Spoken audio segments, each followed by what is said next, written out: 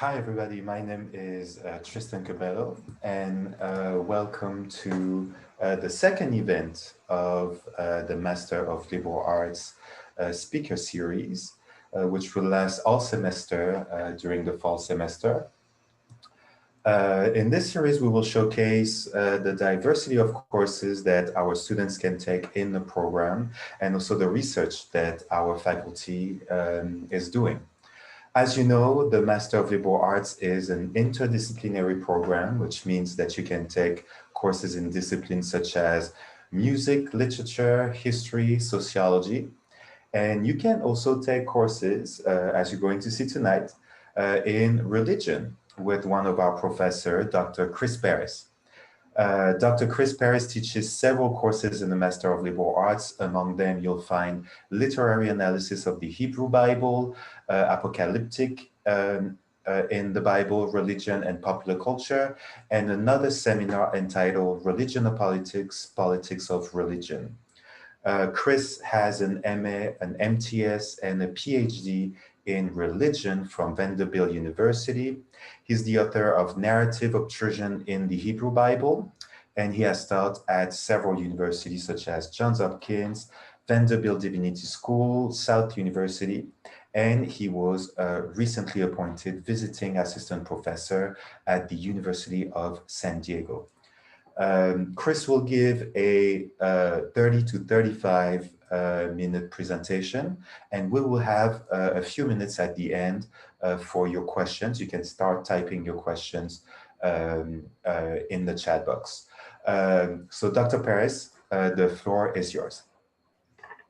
Thank you, Dr. Cabello. It's great to be here. Enjoyed my time at Johns Hopkins and glad to be teaching, and what a wonderful program. And looking forward to sharing something with you this evening. We're talking about encountering religion in comic books and graphic novels. And what we're going to find tonight is some intentionality in these areas of that we definitely see religion there. And in other cases, we might not know that it's there. And it's kind of parallels my own experience. I didn't intend to get involved in this study, but I was doing a minor in Jewish studies at Vanderbilt University, and I was creating a course entitled Anti-Semitism in Modern America. And the more I studied anti-Semitism, the more I found that there were lots of Jewish artists and writers who could not find work in normal industries such as newspapers and magazines, and so they were kind of put in the kitty lit world of comics that people didn't really think might have been that important. Stan Lee's real name is Stanley Lieber. He and his brother were involved in the industry. We'll talk about Jerry Siegel and Joe Shuster tonight. And we've got Bob Kane, the creator of Batman, Jack Kirby, the king of comics. All of these were Jews involved in the comic book industry. And we'll go a little bit further beyond Judaism. I've kind of taken my study into other religions. And in fact, in my world religions class that I'm currently teaching at the University of San Diego, we're on a weekly basis reading a comic and talking about it to learn about the founders of religions and other things. And here in advanced academic programs, I am using comics for example, in my Politics of Religion course, we read a two-set graphic novel series called Boxers and Saints that talks about the Boxer Rebellion, colonialism, Chinese religion, and Catholicism. In my course on apocalyptic and pop culture, we read Watchmen. And so you can find those things in the courses that I teach here.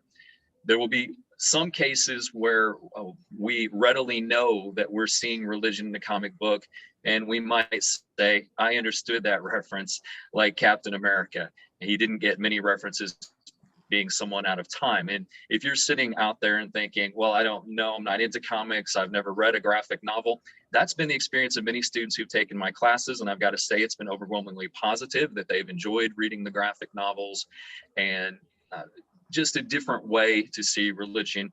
I find that in many cases, when we're trying to describe religion, we're learning definitions, but do we truly know what we're talking about? And so I'm going to give some examples this evening, and then I'm going to talk about the origins of the comic book superhero and other figures, and get a little bit academic with it. It'll all be academic, but you'll definitely see how we'll try to take comics and make them academic.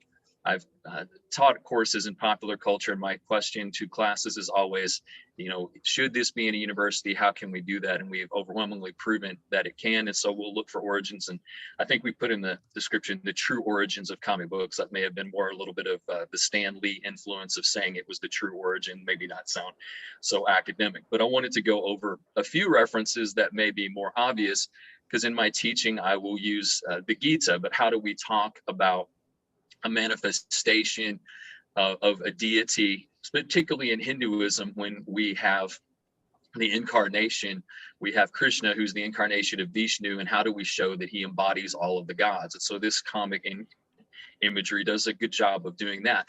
At the bottom, you can see the chariot, and in the story, Krishna is the charioteer for Arjuna, and then he reveals himself to Krishna because to Arjuna. Arjuna is wondering how does he know all of these things, and so he wants to see him. And if you've heard the George Harrison song, "My Sweet Lord, Hallelujah, Hare Krishna, I really want to see you," that may be familiar. And if you've seen Guardians of the Galaxy Volume 2, they play the song when they go to Ego's planet, because Ego is actually an avatar of the planet. So that's here the obvious being a religion comic book, but many people have probably seen Guardians of the Galaxy and not everyone would have realized that what reference was there and might not have understood that reference.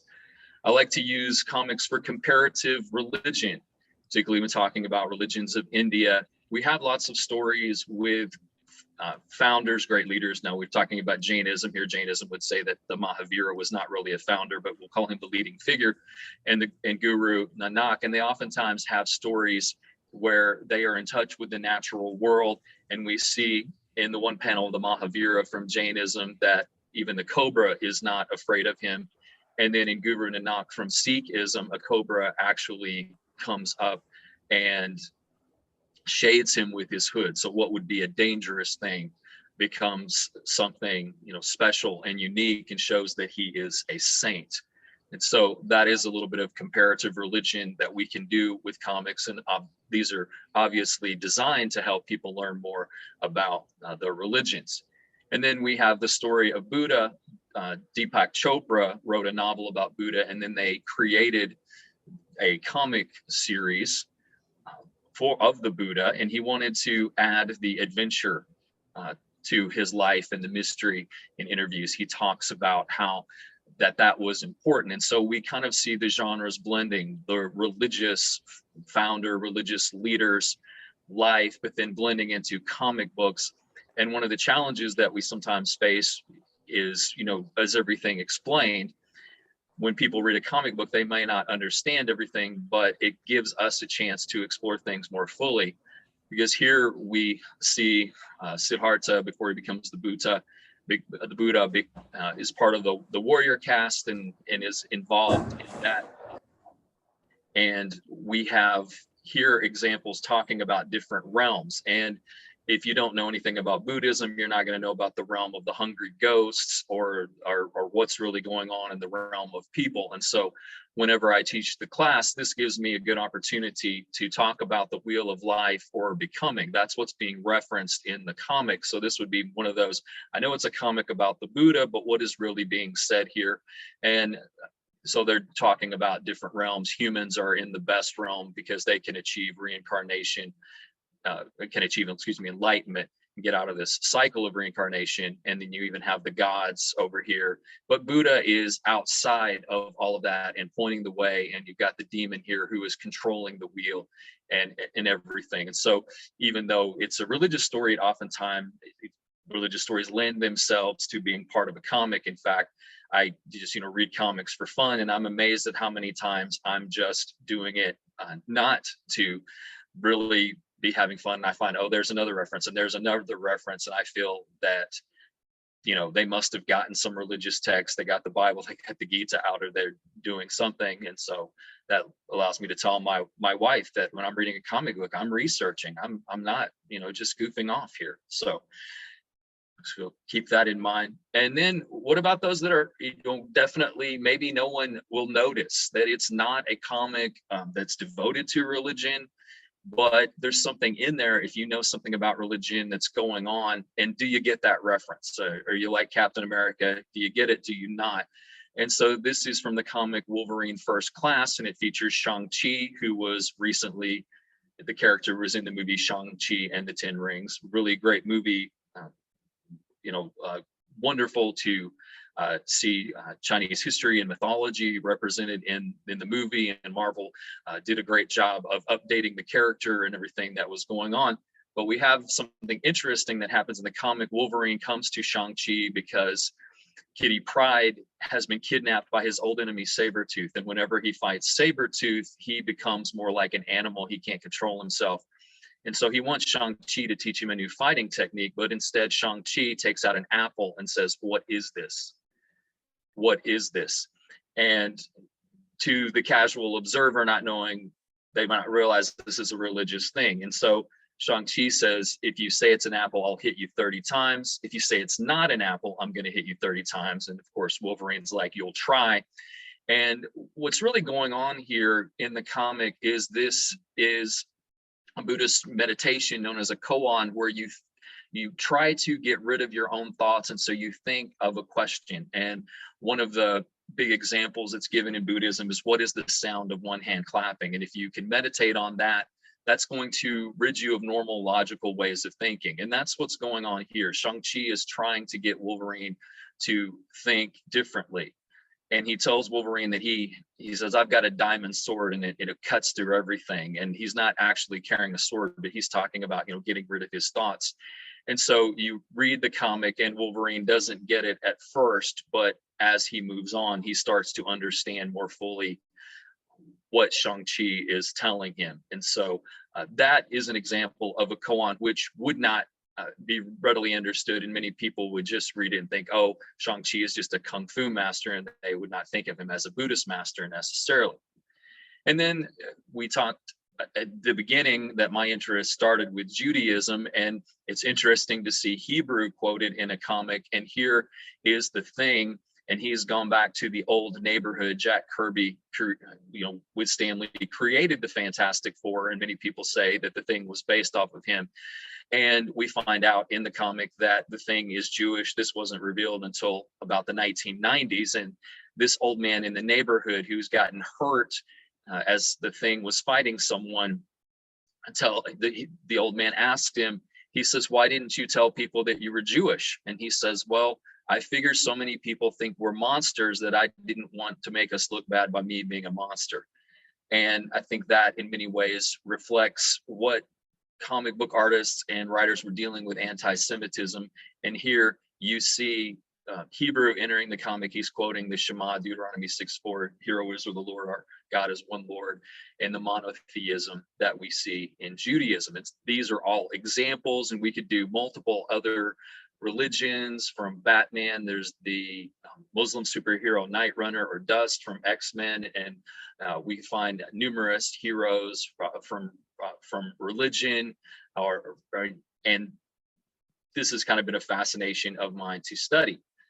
And now let's try to make it academic, though. Hopefully it's not completely unacademic, but one of my favorite books to study comparative religion is by Wendy Doniger, The Implied Spider: Politics and Theology and Myth. And someone once told me that teaching is the search for the perfect metaphor. We're trying to search for the perfect metaphor to figure out things. And I think it's a good way to look at what we're doing here at Advanced Academic Programs. How can we help each other understand? And so Doniger, in the book, The Implied Spider, quotes someone else who says, "I see webs everywhere, but never the spider at work." And that's oftentimes what we find in the study of religion. There are a lot of similarities between religions. And when we do comparative religion, we want to respect the similarities, but we also want to respect the differences. There was a move early on in the study of religion to say, "Oh, that we're all the same," for the purposes of inclusivism, which I think the motives were great there, but it wasn't appreciating the diversity was there. So Doniger offers that this is a useful metaphor, the implied spider, for the comparativist if we aspire to be the shared humanity, the shared life experience that supplies the well-building material, the raw material of narrative to countless human web makers. And that would be the problem, though. It's a great metaphor, but we can never find the spider, and a lot of people want to find the spider, but we need to appreciate the webs. And for those in psychology, could be a bit Jungian, collective consciousness. She goes on to say, I argue that we must believe in the existence of the spider, the experience behind the myth. Though it is indeed true that we can never see this sort of spider at work, we can only find the webs, the myths that human authors weave. So that's kind of what I think we're doing here at advanced academic programs. No matter what subject that we're studying, we're seeing a lot of the webs and how are they connected and what's working on. And it works particularly well for religion because it's really difficult to find origins, and there are a lot of webs because we have syncretism where things are becoming amalgamated in religion, taking parts of culture and different religions and ideologies and philosophies. But I did want to try to trace some of the origins of superheroes and go back. So the origin that I see is the golem. Many people have said from Jewish lore could be the origin of comic book superheroes, and not only them, but we'll talk about others that are a possibility. And the story of the golem, and even in children's books, and you'll notice that the figure here sort of it's a rabbi, but sort of looks like a mad scientist. The story of the golem is that the Jews are being persecuted in Prague, and they can't really fight back. They don't have the power to do that, and they need a champion. And who's going to be the champion that will protect them? And so and we actually get the word golem from the Hebrew here. Here's just the word golmi in Psalm 139:16, talk about being a shapeless mass and being created. And so this is where the word golem comes from. And then the story, interesting here, an old record cover, Leonard Nimoy, who was Jewish, as well as William Shatner, both Ukrainian Jews, who talks about the story of the golem, where the Maharal, the rabbi, goes down to the riverside, and much like God created Adam out of the dust of the earth, begins to shape and fashion this creature that will continue to grow. And some men go with him, and the purpose of the golem is to defend the Jewish community. And so they are creating the golem here. But how do you bring the golem to life? If it's mud, if it's nothing, how do you bring it to life? Well, this is where the importance of the word comes in Judaism, the power of words. And we see the end of Genesis 2:3b. It ends with the words bara Elohim la'asot, talking about, God has created everything. And at the very end of creation, most scholars, many scholars will say that, the first creation story, there are actually two, ends at Genesis 2:3b. And this verse has the first letter of the Hebrew alphabet, Aleph. It has Mem, the middle letter of the Hebrew alphabet, and it has Tav, the last letter of the Hebrew alphabet. And so from that, they deduced that creation required words, and it would spell the word emet, which means truth. And so truth is part of the creative process. You've got to have, in truth, here being defined as having the beginning, the middle, and the end. This is collective where we get truth. And so to bring the golem to life, you have to inscribe a word on its head. And why not inscribe the word truth if that was the essential part of creation? And so the golem is brought to life here, and you see different representations. This one definitely looking more wooden. And you see it's not always have to be spelled in Hebrew. It's spelled emet, which is truth. And the golem is being brought to life to defend it.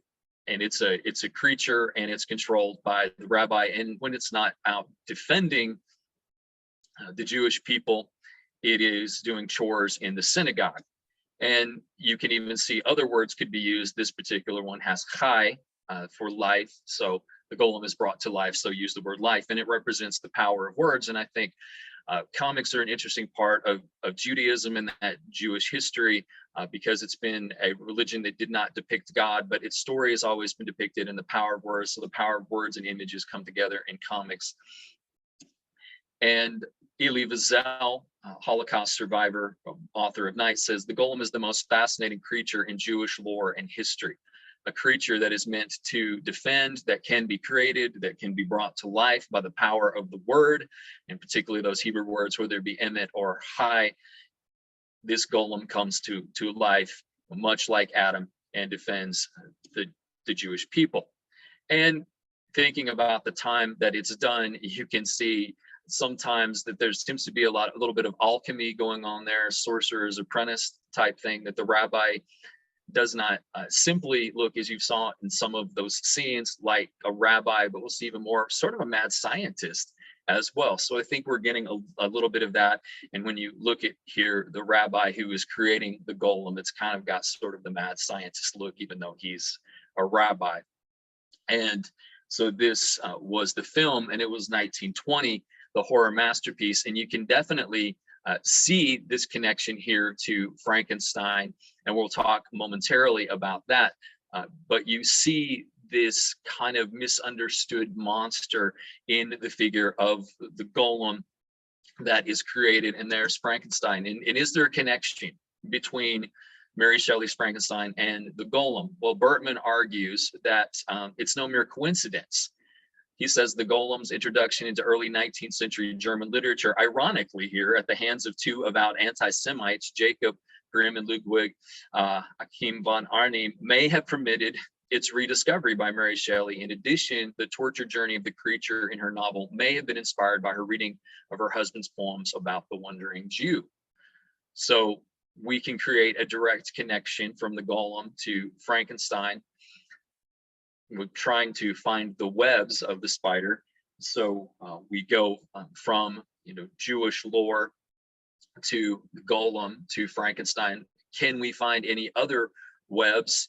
And maybe we're not really finding the spider, but there could be other webs that are there.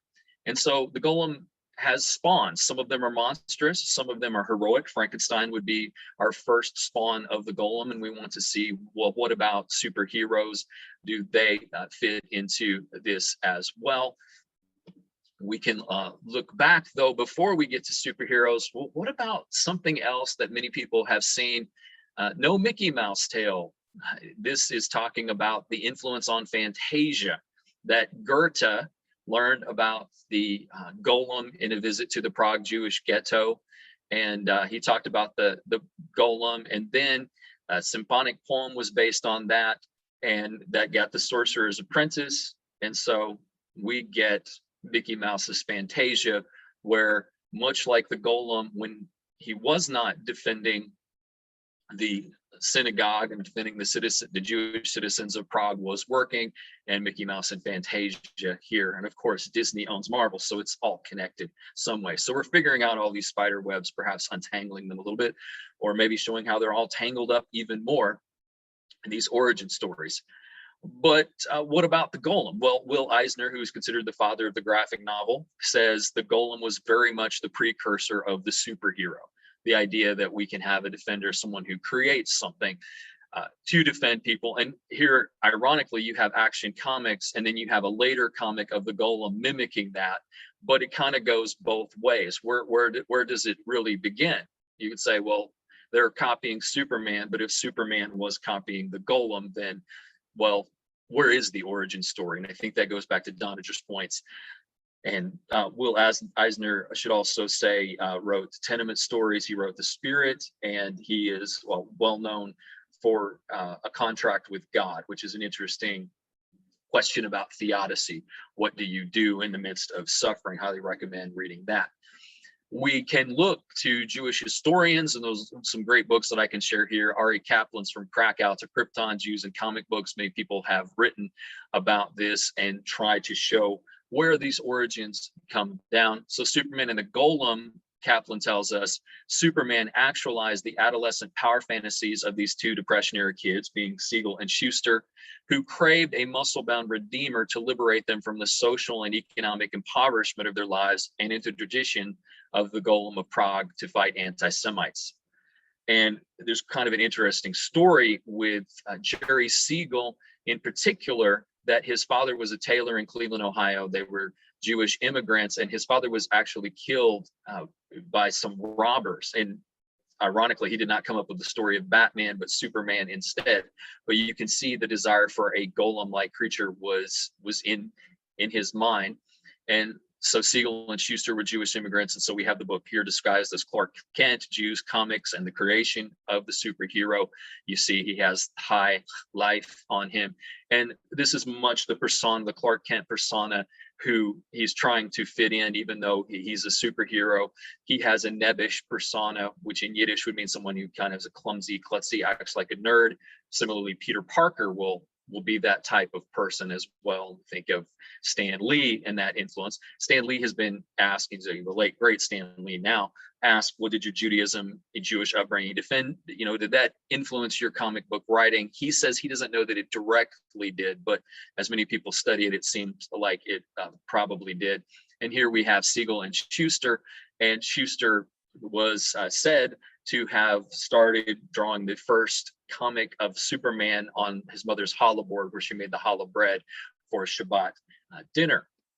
And then we have perhaps the best title ever, Up, Up, and Oy Vey, how Jewish history, culture, and values shape the comic book superhero. And so there's a lot of connections there. And I will say it's a very good book. One of the challenges, though, academically, we have to ask is if some people are going too far in making connections, that we see connections where they aren't. So just as we're trying to, see the web of the implied spider, some people might like to make new webs that don't exactly go places, and sometimes Simcha Weinstein is guilty of that in this book, but a fine book to read. And then we have the connection between Hebrew and Kal-El, or Superman. Hello, my name is Kal-El. This is in Hebrew. Kal-El in Hebrew could mean all that is God, as in someone who has godlike powers. It could mean swift God, as in faster than a speeding bullet, because it has that word L in it for God. People have tried to figure out what it is. And some people have said, well, wait a minute, Jerry Siegel created him. So he's actually putting his name in there. And Siegel was the grandfather of Clark Kent's Superman, Kal-El, in the short-lived TV series Krypton. But where did it all come about? Well, we can trace it back to Moses. Many people say, well, Superman is a Christ figure, and we'll talk about that momentarily. But here we see what Robert Alter, who is a Jewish scholar, would call a type scene. A child is put in a vessel, set adrift, it's found by an adopted parent. We see the first part on Krypton. We see the next part, whether it is the Pharaoh's daughter finding Moses, or Jonathan and Martha Kent finding Kal-El and naming him Clark and raising him. That story repeats over and over. And in fact, it's also the story of Sargon of Akkad, Karna, the hero of the Mahabharata. We had something similar with Ramis and the Remus, of children in baskets, that we could talk a lot more about, but we just don't really have time. And some people would say, well, this is interesting. This is, you've tried to make it academic, but are comics great literature? I think that they are. And this is why I say that they are. New 52, New Origins, as Lara, Superman's mother, is letting him go as Krypton's about to explode in its apocalypse. Now I'm going to tell you some lies. She tells him, I'm going to pray that they're true. She's praying that her son will survive.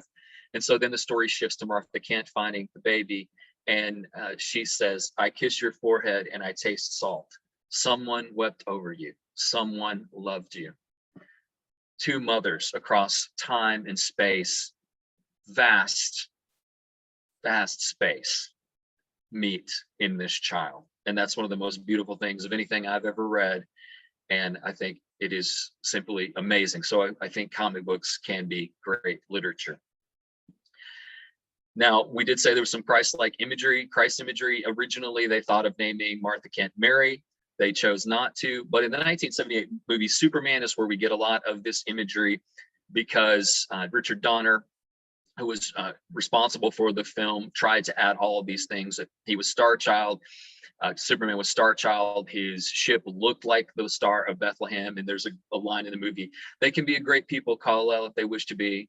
But I'm sending you, my only son. And so you get that Christian imagery there. That's added much later. And then there are other golems besides Superman. The Hulk himself is a golem, a misunderstood monster. And here he's actually in the shadow of a golem. So the golem becomes a figure that these heroes fight. And then you have Superman in the shadow of the galactic golem. And he's really in the shadow of the golem, because that can be his origin story. And we have some stories that are just taking the golem literally in Breath of Bones, A Tale of the Golem. There is a Jewish community in World War II, and the Germans are going to attack them. And so this boy creates a golem and brings it to life. And so I think we're constantly creating golems to protect us.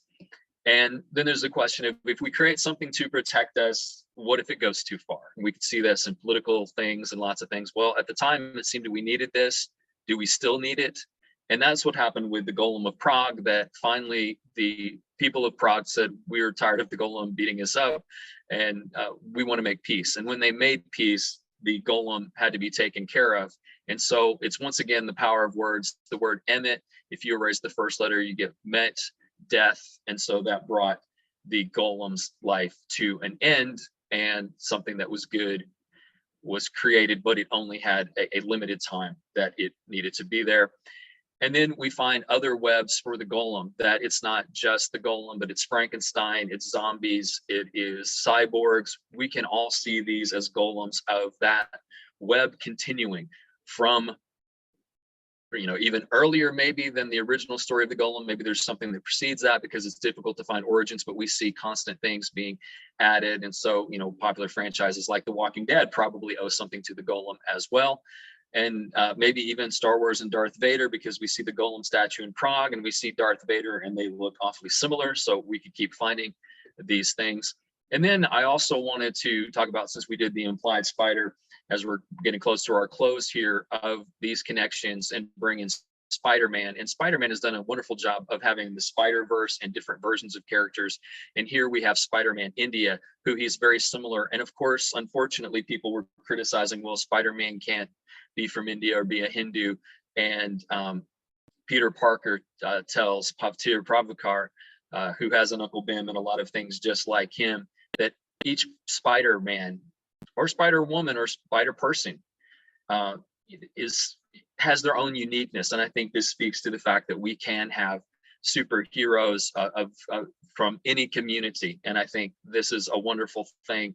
And that's the legend of the golem. While this the inclusivism, of course, it started off with anti-Semitism. So superheroes, there shouldn't be anything that's uninclusive, saying, well, someone can't be a superhero because they don't fit X paradigm or race or gender or whatever, fill in the blank. So I wanted to bring that in. And then finally, to close, there are actually golems in comic books. Batman fights the golem of Gotham.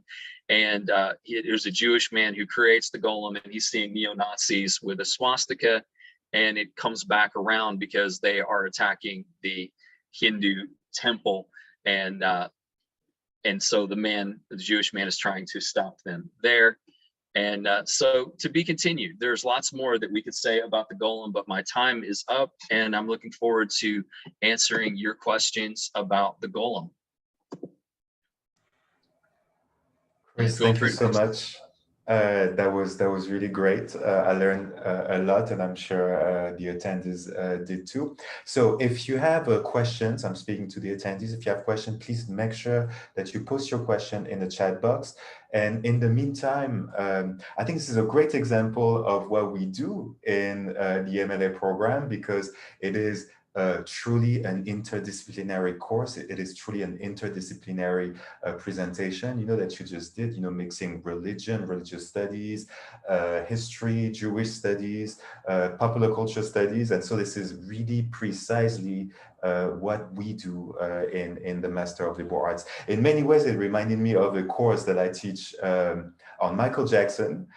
Michael Jackson actually had a whole album in 1992 called Dangerous, where the whole album is actually filled with references to the Bible and to the Jehovah's Witness religion. And so this is really the type of work that we try to do here, try to debunk, deconstruct popular culture, the world around us with all those references. One question to you, Chris. You mentioned that one scene where this Jewish guy, says that he didn't want to say that he was Jewish because everybody thinks that we monster, right? And so he doesn't say that he's Jewish. And so that reflects, of course, all the anti-Semitic discourses that fills nowadays world. You don't talk too much about Islam in your presentation. Like, have you encountered, any references to Islam in your work? Yeah, that's a great question. One book is called Veiled Superheroes, and a professor from Western Kentucky, which that's where I did my undergrad, and she writes about female superheroes. Miss Marvel is one of the most popular Muslim superheroes, and what's great about Miss Marvel, and you know, love to talk about that, is Mhm. that it's a wonderful job in the comic written by a Muslim woman. But what they do is she's not just a Muslim, but she's a teenager growing up who has friends, and she's working with the Avengers, and it's really this holistic portrait of her life, which is what Mhm. I think is one of the best things about it. Highly recommend that you read it. There's a Night Runner from Batman who Uh-huh. he's in France, and it's really helps him to dress up as part of Batman Incorporated. Bruce Wayne comes out and says, Mhm. I've funded Batman for years, and now I want to fund other people. And so Night Runner is there, and of course, Dust is an ex-man, ex-woman, I guess I should say, and she wears the veil, and she can turn into dust. And you see one scene, she's like, "Forgive me, Allah, for the people I may hurt." Mhm. Okay. But there's wonderful Great. images. Chris, we have a few questions from the attendees here. Carlos is asking, could you speak more on the death of Superman and the Dark Knight trilogy and the Golem's probable influence? Yeah, I think that's a great question. First of all, the death of Superman is just an interesting way that a pop culture icon figure, whatever you want to call him, becomes larger than life. But what was happening leading up to the death of Superman is that many people were saying, a Superman is your grandpa's superhero. He's the big blue Boy Scout. We like Batman. We like the Punisher. We like the people who are the fighters, and we don't think Superman works in the world that we have today. And so I don't know that there was a direct influence on the golem there, but what was fascinating is that when Superman died, people bought the comic. I mean, you knew he was going to come back to life at some point. Have a friend who owned a comic shop at the time. He's interviewed by CNN. It becomes this big news item. People are wearing those black bands around their arms to mourn Superman. And so I think that was highly significant. Now, definitely the Dark Knight. I see the Dark Knight trilogy. I see a lot of the Golem's influence because Bruce Wayne gives Lucius Fox, I've got this thing where I've got way too much power here. I need you to destroy it, but I'm going to use it now to find the Joker. I think that is probably the most direct evidence of the golem right there. Mhm. Alisa has another question for you, Chris. Professor Paris, are there comic books that portray Jesus or other people in the Bible as superheroes? Yeah, interestingly enough, Superman actually has Samson. There's All-Star Superman. He faces off against Samson and against Hercules. And so you have the literal figure coming there. Some people have written comics of what if there were to be a child born that people thought was like Jesus. I think that one's called American Jesus. There are a couple of volumes. I read the first one. So that's interesting. There are also comic Bibles that are becoming very popular. The Action Bible Mhm. is one of them. And I think you could probably Yeah. see Yeah. a lot of that. And of course, there's just Christ figures in comics quite a bit. Uh-huh. One question that I wanted to ask you, you mentioned something during the presentation about we always feel, we hope that we're not reading too much into what we see, and as researchers, as academics, of course, this is always, a problem. Are we actually seeing too much? And I know that this is, a question that always comes back in all the research method courses that I teach. How do you handle that question? How do you make sure that you're not reading too much into a comic book? And I don't think you are at all, but this is really a question that students, struggle with most of the time. Yeah, I think that's a wonderful question. And one of my professors of New Testament, when I was an undergrad, warned us about parallelomania, which I think we all can, find the dangers of parallelomania. And when I was talking about Up, Up, and Way Bay, that author is a good author. I enjoy the book, but he'll do simple things like Batman lives the Bat cave is in the Bat cave, and Jesus came out of a cave when he resurrected. Well, those two things aren't really related or have anything to do with each other. So I think once we find something that could be a potential connection, we'd have to ask ourselves, does this really work? Or is this Yeah, just, two things that are coincidental? yeah. I mean, I'm struggling with that too, and I think we all do. One But last question. we should always go for it and see if it works, Yeah, oh, don't stop. absolutely. We should always test the hypothesis, right? Yeah. Another question from the audience here for you, Chris. Could you please talk about Golem post-pandemic? Are you seeing any shifts in terms of how Golem is manifested in post-pandemic pop culture? And if so, what does it say about emerging fears and aspirations for the decade and of the 2020s?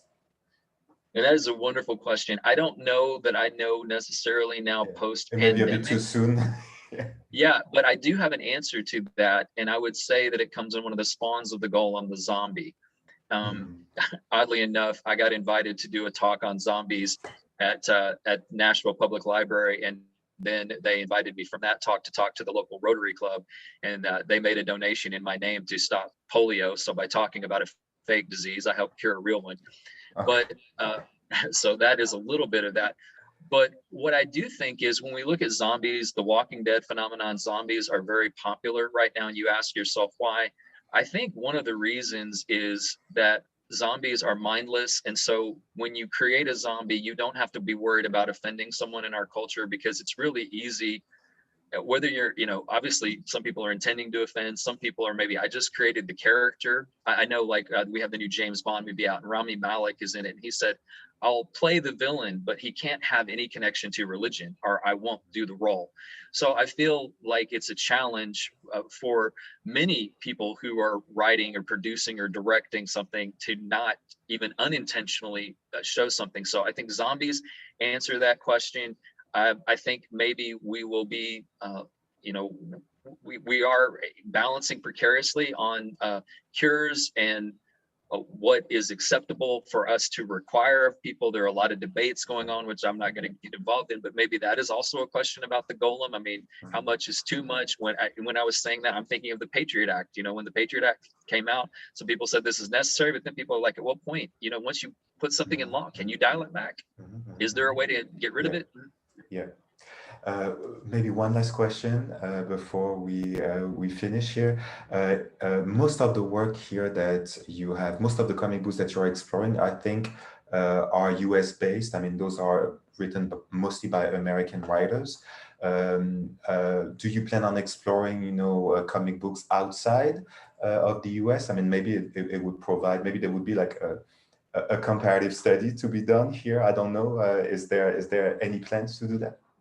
I mean, I think that's a wonderful idea. Some of the earlier ones are obviously from India, and so those are the more. And it's interesting. We're getting the children of immigrants writing, like Gene Rang, who did Boxers and Saints that I use in my class. He also wrote American-Born Chinese. I do go back to Islam. Persepolis is a wonderful one that I would add that I've never taught on that, but I want to add. It's about a woman growing up. I think she grows up in Iran, and she's dealing with her culture, and it's kind of fascinating because she sees the control. She's sees the control of Islam, and then she goes to France and sees the control of Catholicism. And it's an interesting commentary that she has on both religions. So I think Persepolis is the #1 place where I would start, and then I would move from there. But that's what I'm wanting to do. I've oftentimes wanted to get involved in, anime comics, but at some point I'm like, you have to rein it in. I would read everything if I could. And there's so much we can do, right? So, yes. Chris, I wanted to thank you for this amazing talk tonight. We learned really so much, and I now also, because it's the first time I actually see you live, I understand why students love taking your courses so much. So thank you so much for this presentation. It was great. And I just want to tell the attendees before we wrap up here that we are having this series during the whole fall semester, and our next event is actually a presentation on environmental studies, on ecology studies, and it will be by the MLA faculty Eglute Trinkoskaite, and she will present on soul, breath, and wind in the Lithuanian context. And this is scheduled for October 19th. So this is next week at 6 p.m. Eastern Time. Thank you so much all for joining, and have a wonderful evening. Thank you. Thank you. Bye.